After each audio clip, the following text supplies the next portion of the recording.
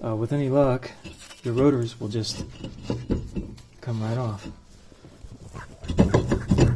Now, I haven't been in extremely salty environments, wintertime on the roads, so if you had been, there's a very high likely possibility that the rotor has corroded itself to this hub in here, and it won't come off with your hands.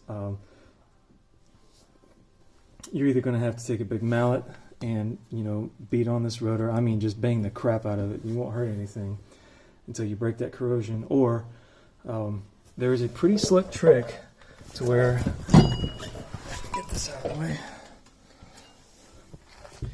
There's a pretty slick trick, and I have this trick on video on a BMW that we used to have, where you can take a bolt, run it through your caliper mounting holes here, okay, and then the bolts have got to be long enough to where they're going to push on the back side of the rotor, and then you're going to run a nut here, and basically what you're going to do is you're going to turn this nut and tighten the nut so that the bolt keeps pushing through the hole, and you're going to do that in both of these, and then evenly up and down, you just keep rotating that nut, and then bang, it'll pop that rotor loose from the hub.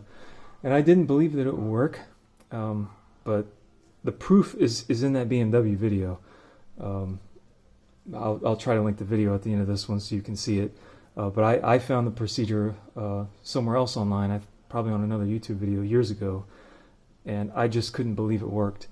And it is not the best technique. It's better to use a little heat, probably a little torch action there to heat the metal up and get it to pop than to do that, because when you're pushing on your rotor like that, you're putting uneven stress on your hub here.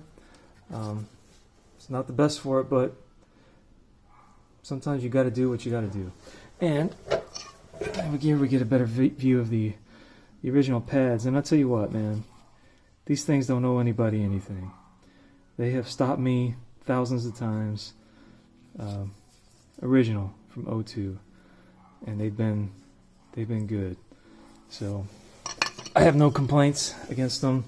The rotors, a little different story there. They're kind of cheap, but these are great brake pads, and hopefully the ones I got are as good. And I see these have the channels in here for the brake dust to go down.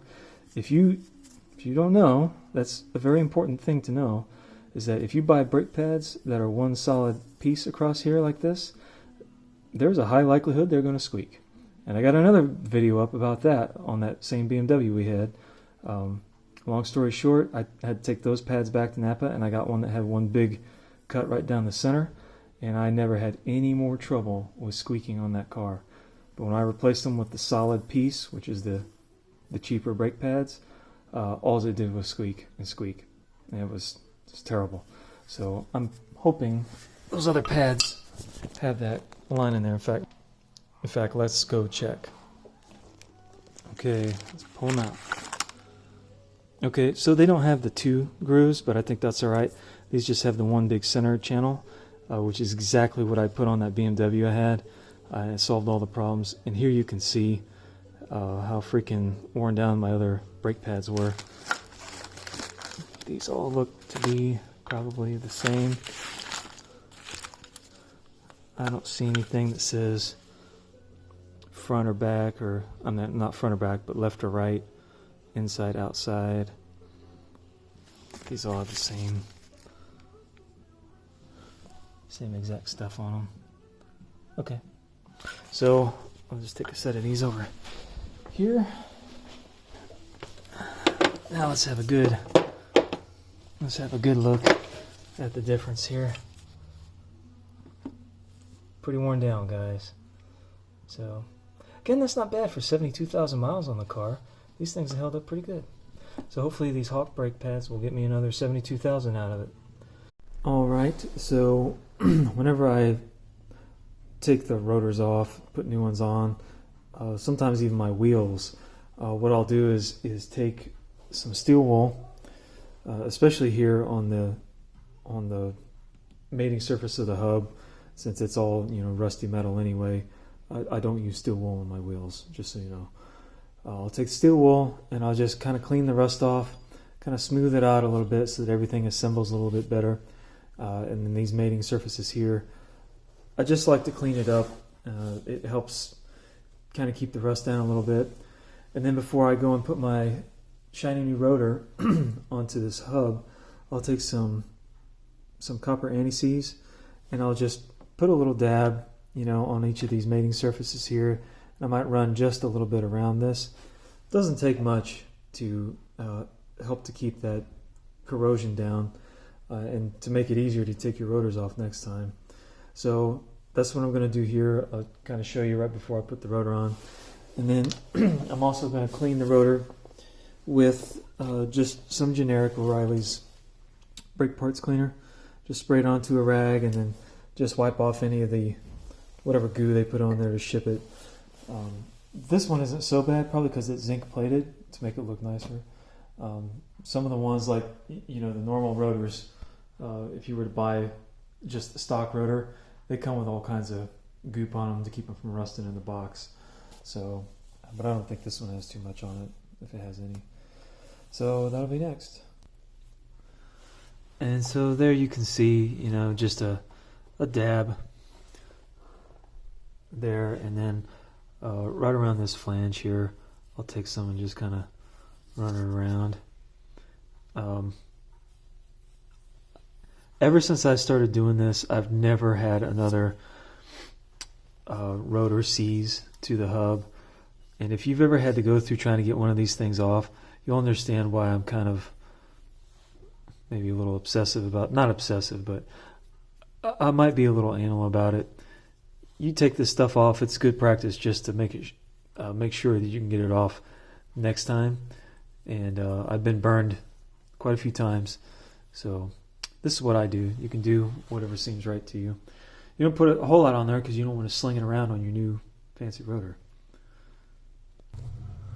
Alright, and there it is. I've cleaned it off with the generic brake cleaner, and you can see, because I don't think I covered this earlier or didn't cover it well, these are directional, so the stickers come on the rotors and they tell you what side they need to go on.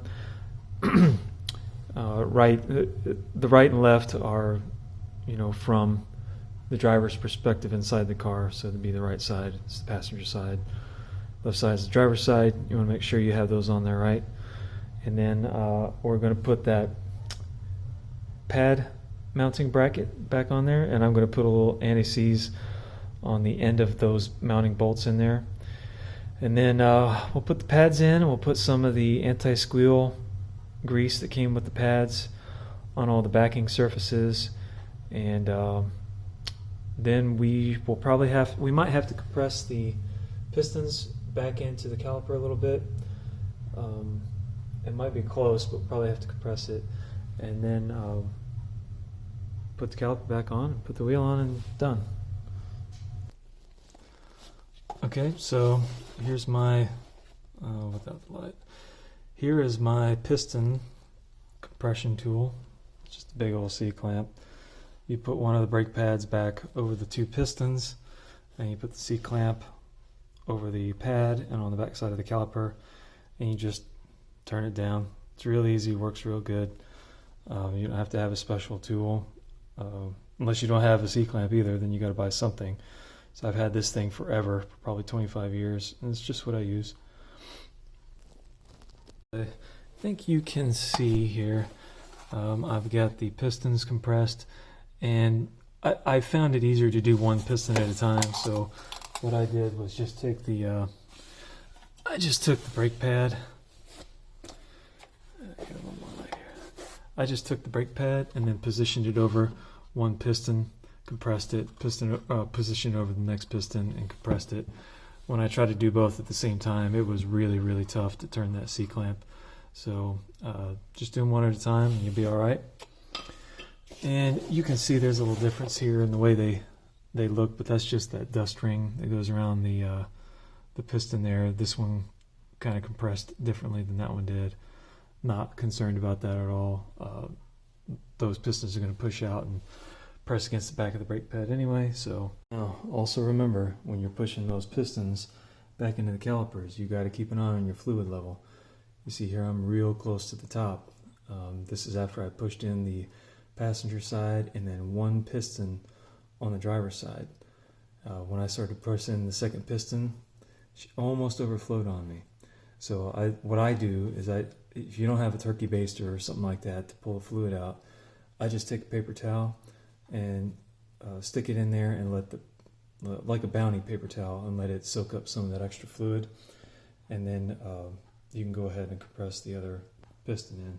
Just keep an eye on it, because if it spills over, you got a heck of a mess rolling down all over everything, and you don't want that. Step will be putting the pads on here, and you can see I've already got some lube in here, the anti-chatter stuff, and it's a real thick, and I've got it on the brake pads too, in a rough circle around where the pistons are going to meet the pads. It's really thick stuff, really gooey, not like normal grease, probably high temp stuff to keep it from melting and getting all over your brakes. So I'm going to put all this on here and show you what it looks like.